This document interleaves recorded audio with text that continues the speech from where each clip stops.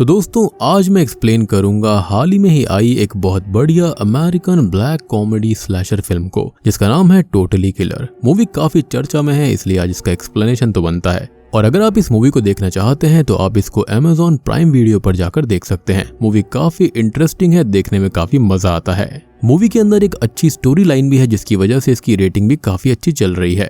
तो चलिए अब बिना किसी देरी के चलते हैं सीधा वीडियो की तरफ। तो मूवी की शुरुआत में हमें वर्नर नाम के एक टाउन के बारे में बताया जाता है जहां पर इस पीसफुल टाउन में 35 साल पहले 3 टीनेजर लड़कियों का खून हुआ था। तो पूरी बात यह है कि अक्टूबर 27, 1987 यानी कि 1987 को 16 साल की लड़की टिफनी का खून हुआ था और उस लड़की को 16 बार स्टैब करके मारा गया था। और इसके बाद में 29 अक्टूबर यानी कि टिफनी के मर्डर के 2 दिन बाद 16 साल की मरीसा का खून हो गया और उसको भी 16 बार स्टैब करा गया था। और फिर 2 दिन बाद यानी कि हैलोवीन के दिन हेदर नाम की लड़की का भी सेम हाल हुआ था और वो भी 16 साल की ही थी। असल में उस किलर ने एक मास्क पहनकर ये खून किए थे और सभी विक्टिम 16 साल की थी। तो लोग उस किलर को स्वीट 16 किलर बुलाने लगे। उन मर्डर्स के बाद में वो किलर अचानक से गायब हो गया था और कभी पकड़ा नहीं गया।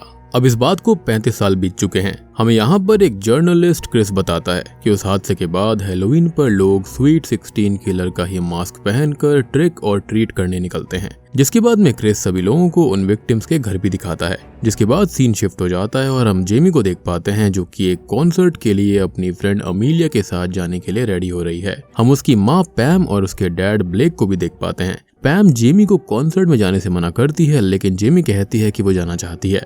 अब एक इंटरेस्टिंग चीज ये होती है कि जेमी को सेल्फ डिफेंस भी आता है, उसको कराटे भी आते हैं क्योंकि उसकी माँ ने बचपन में उसको ये सब सिखाया था। यहाँ पर हमको ये भी पता चलता है कि जो लड़कियां 35 साल पहले मारी गई थी वो ब्लेक और पैम की ही दोस्त थी और हाई स्कूल में उनके साथ पढ़ा करती थी। खैर पैम मान जाती है और ब्लेक जेमी को लेकर अमीलिया के घर जाता है और वहाँ अमीलिया की माँ लॉरेन भी होती है और लॉरेन भी ब्लेक के साथ हाई स्कूल में ही थी। अब लॉरेन वहां से काम पर चली जाती है ब्लेक को ये बताकर कि उनकी कंपनी हैलोवीन पर छुट्टी नहीं देती। जिसके बाद में ब्लेक अमीलिया और जेमी को लेकर कॉन्सर्ट में जाता है। तभी दूसरी तरफ घर पर पैम बच्चों को कैंडीज दे रही होती है और बच्चों के जाने के बाद वहां पर एक आदमी आता है जिसने स्वीट 16 किलर का ही मास्क पहना हुआ था। पैम उसे कैंडी देने के लिए डोर ओपन करती है लेकिन उसे कैंडी नहीं बल्कि पैम की जान चाहिए थी। पैम डोर बंद करके पुलिस को कॉल करती है और उनको वहां बुलाती है लेकिन इसी बीच किलर डोर को ओपन करके अंदर आ जाता है और पैम पर अटैक करने लगता है। लेकिन हम जानते हैं कि पैम ने भी सेल्फ डिफेंस सीखा था क्योंकि उसको पता था कि ये दिन कभी भी आ सकता था।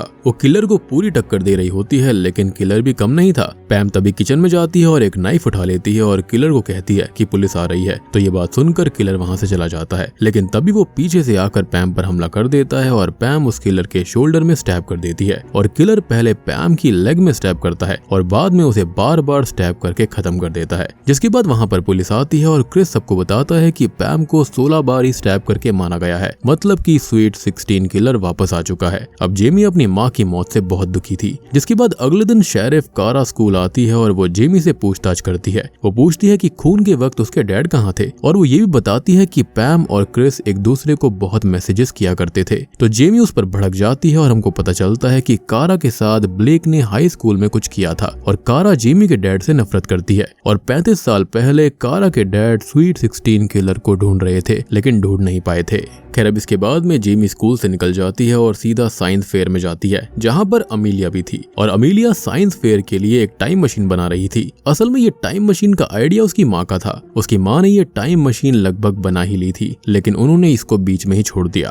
अमीलिया बताती है कि ये अभी भी चल रही है जहां पर जेमी देखती है कि अमीलिया ने टाइम मशीन में 1987 अक्टूबर 27 की डेट डाली है। वो जेमी को बताती है कि अगर वो किलर को पहली किलिंग करने से ही रोक लेंगे तो जेमी की माँ मरेगी ही नहीं। खैर इन सब के बाद में जेमी घर जाने लगती है और उसके पीछे पीछे हम उसी किलर को देखते हैं। जिसके बाद जेमी घर आ जाती है और क्रिस का पॉडकास्ट सुनने लगती है और तभी वहां पर ब्लेक आता है और जेमी को क्रिस का पॉडकास्ट सुनने से मना करता है। जिसके बाद हम देखते हैं कि जेमी से कैफे में क्रिस मिलने आता है। वो जेमी को सब कुछ बताता है कि उसका पैम के साथ कोई अफेयर नहीं था। वो क्रिस को इसलिए टेक्स्ट किया करती थी क्योंकि पैम भी किलर को पकड़ना चाहती थी। क्रिस यहाँ पर जेमी को एक नोट देता है जो कि पैम को किलर ने 1987 में भेजा था तीसरी लड़की के फोन के बाद में, जिसमें लिखा हुआ था कि अगली बारी पैम की ही होगी।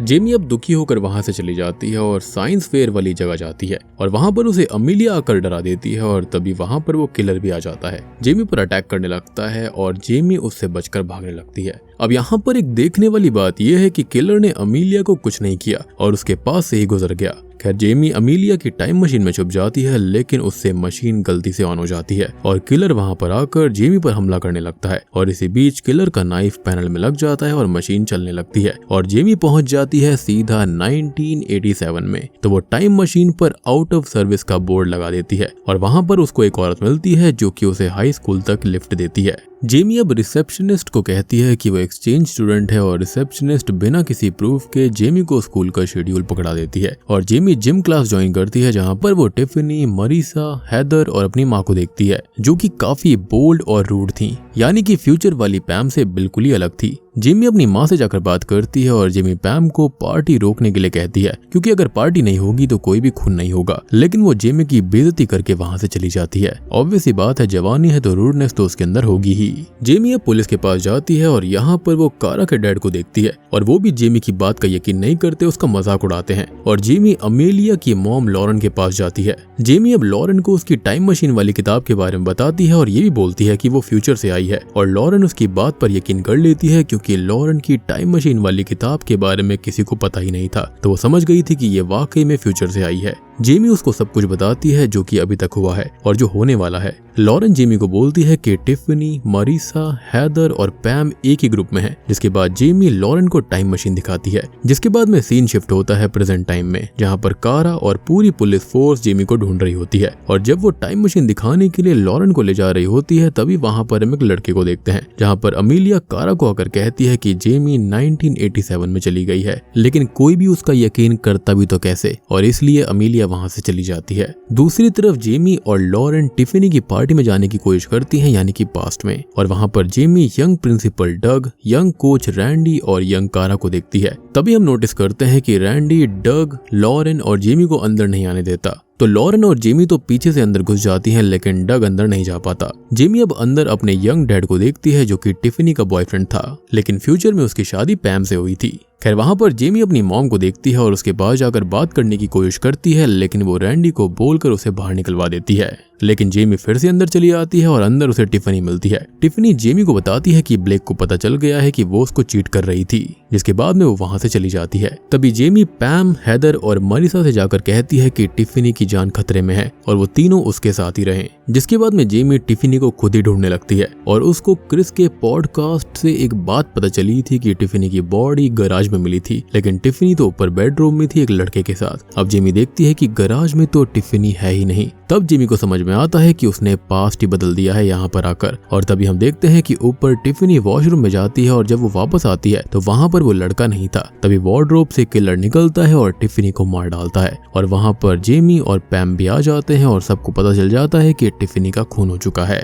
अब इसके बाद में वहां पर पुलिस आती है जो कि जेमी पर इसका ब्लेम डालने की कोशिश कर रही थी, लेकिन पैम कहती है कि जेमी ने ये नहीं किया। अब इन सब के बाद में पैम, लॉरेन और जेमी पैम के साथ ही घर जाने लगते हैं। पैम पूछती है कि जेमी को कैसे पता था कि टिफनी का खून हो जाएगा, तो वो बताती है कि वो साइको है और उसने टिफनी के खून के विजन्स देखे थे और अब टिफनी के बाद मरीसा, हैदर और पैम मारे जाएंगे। लॉरेन और जेमी पैम के घर जाते हैं और जेमी पैम से पूछती है कि कोई ऐसा है जिसका उन्होंने मजाक उड़ाया था, जो कि उनकी लाइफ बर्बाद करना चाहता हो। तो पैम की यहाँ पर काफी लंबी चौड़ी लिस्ट होती है और वो इस लिस्ट को जेमी के सामने रख देती है। लॉरेन जेमी से कहती है कि पैम और जेमी बाकी सबको बचाए और तब तक वो टाइम मशीन ठीक करती है।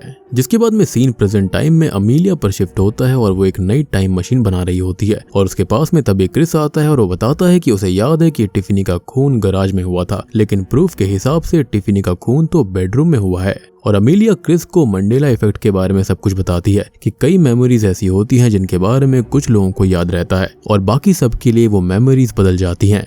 खैर अब क्रिस और अमीलिया पार्टी वाली रात की पिक्चर्स को चेक करते हैं, यानी कि पास्ट वाली पिक्चर्स को, जिसके अंदर वो जेमी को देखते हैं और क्रिस को पता चल जाता है कि जेमी पास्ट में पहुंच चुकी है और जेमी ने अमीलिया के लिए एक पिक्चर में एक नोट छोड़ा हुआ था, यानी कि पास्ट से भी यहाँ पर प्रेजेंट में उसने नोट छोड़ दिया कि मशीन के अंदर उसे स्टैप करना होगा क्योंकि एक मेटल कंडक्टर उसके अंदर कम है। खैर अब मूवी पास्ट में आ जाती है और हम लॉरेन और जेमी को देखते हैं जहाँ पर क्रिस के डैड भी थे। अब जेमी को पैम, मारिसा और बाकियों से पता चलता है कि कुछ टाइम पहले एक लड़की जिसका नाम त्रिश था वो कार एक्सीडेंट में मारी गई थी। अब वो सभी क्लास में जाते हैं और जेमी कहती है कि क्यों ना वो चारों यानी कि मारिसा, पैम, हैदर और वो कहीं घूमने चलें, जिसके लिए वो सभी मान जाती हैं। अब तभी वहां पर एक टीचर आता है और वो जेमी का पार्टनर डैन को बनाता है। इसके बाद में सीन शिफ्ट होता है और हम मारिसा, हैदर, पैन और जेमी को देखते हैं जो कि कार में घूमने जा रहे होते हैं। जेमी पूछती है कि डैन कैसा लड़का है, तो पैम बताती है कि वो त्रिश का भाई है और वो कई बार जेल जाकर आया है क्योंकि वो अक्सर लड़ता रहता है। जेमी अब कार में ही सो जाती है और जब उसकी आंख खुलती है तो वो देखती है कि मारिसा उसी कैबिन पर आई है जहाँ पर उसका खून हुआ था और वहाँ पर कारा, ब्लेक और रैंडी भी आ जाते हैं। वो सब रात को थोड़ी बहुत मस्ती करते हैं और जेमी सबको अंदर चलने के लिए कहती है और सभी अंदर चले जाते हैं, लेकिन रैंडी जेमी को बाहर ही बंद कर देता है। पैम और ब्लेक अपने ही काम में लग जाते हैं और दूसरी तरफ जेमी किसी को घर के अंदर देखती है और वो किसी तरह विंडो तक जाती है। यहाँ पर किलर हैदर के रूम में होता है और हैदर सो रही थी।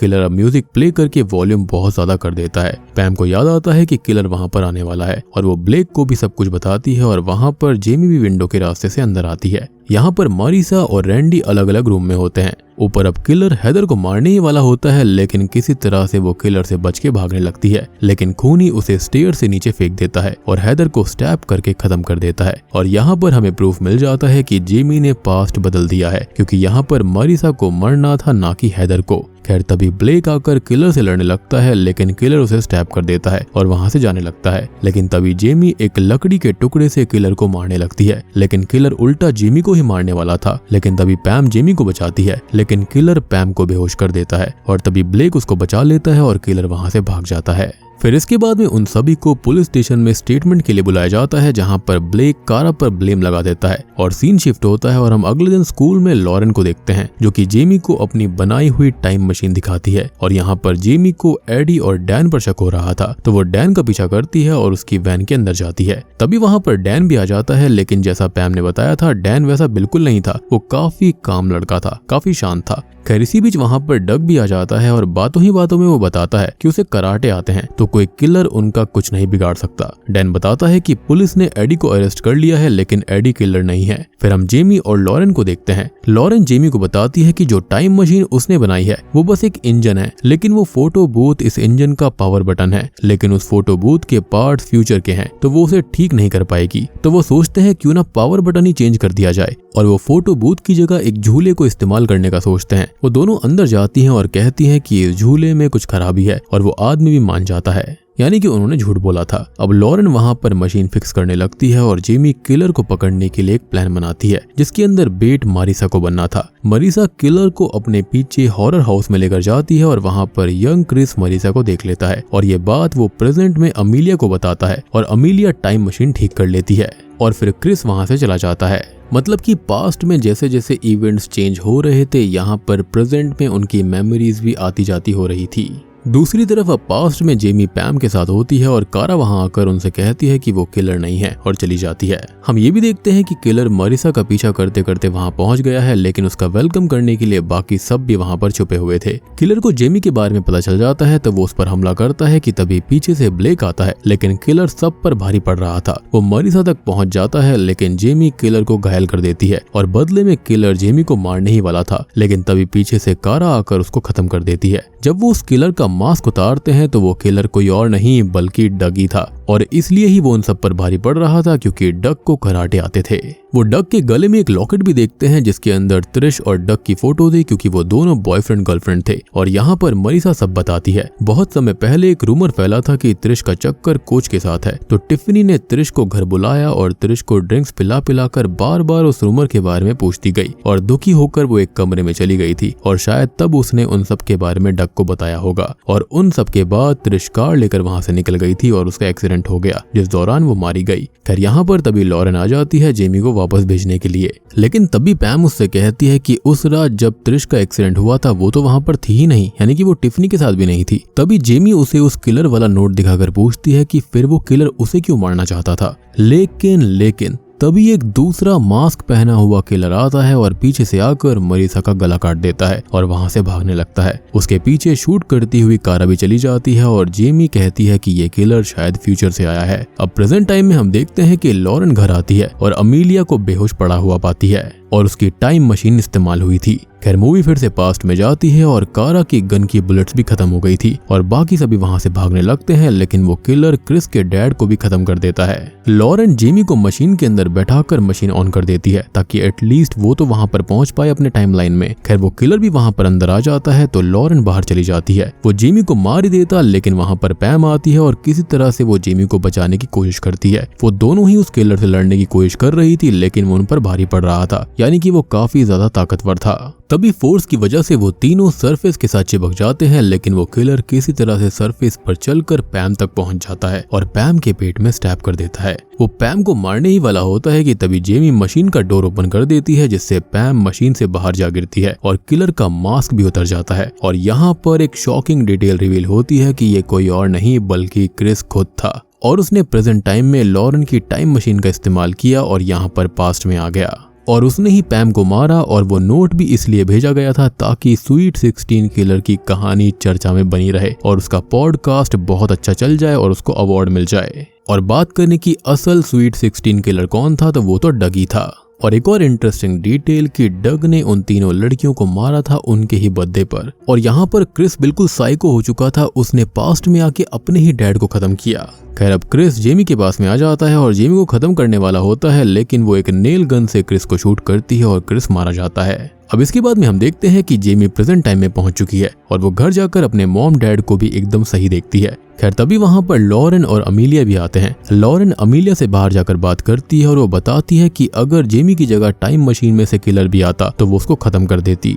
और यहाँ पर एक और शॉकिंग चीज हम देख पाते हैं कि वहां पर जेमी अपने बड़े भाई को देखती है जिसका नाम जेमी था, यानी कि उसने पास्ट में जाकर इतना कुछ बदल दिया कि प्रेजेंट में उसका नाम जेमी नहीं और उसका नाम यहाँ पर अब कोलैट हो गया था। जेमी ने जो कुछ भी किया काफी अच्छा किया, उसने पास्ट में काफी कुछ जाकर चेंज कर दिया।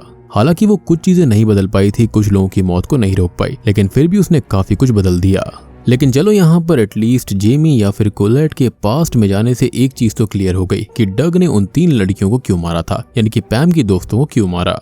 क्योंकि डग को ये लग रहा था कि पैम की 3 दोस्तों की वजह से ही त्रिश की जान गई थी और क्रिस का तो प्रेजेंट टाइम में सीधा सीधा मकसद था, वो चाहता था कि उसका पॉडकास्ट बहुत फेमस हो जाए, उसको अवार्ड्स मिले और ढेर सारे पैसे मिले। और बूम, इसी के साथ में ये मूवी यहीं पर खत्म हो जाती है। तो दोस्तों ये थी टोटली किलर फिल्म की कहानी। उम्मीद करता हूँ कि आपको पसंद आई होगी। पसंद आई है तो वीडियो को लाइक कर देना, चैनल के ऊपर नए हैं तो सब्सक्राइब कर लीजिए। अगर आपको कोई डाउट वगैरह है तो आप कमेंट सेक्शन के अंदर पूछ सकते हैं। तो मैं आप सबको मिलता हूँ अगली वीडियो के साथ में, तब तक के लिए